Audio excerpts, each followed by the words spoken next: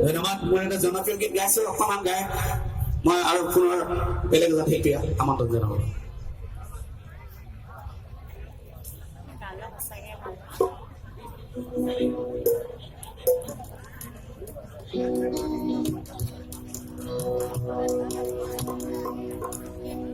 তোহৰ বাবে মই আহিছো ওলাই মোৰ দেশৰ মাটিৰ গান গাবলে সদায় ভাৰতৰে পূৰ্ব দিশত সোণালী অসম গৌৰৱে চিঞৰো মই জয়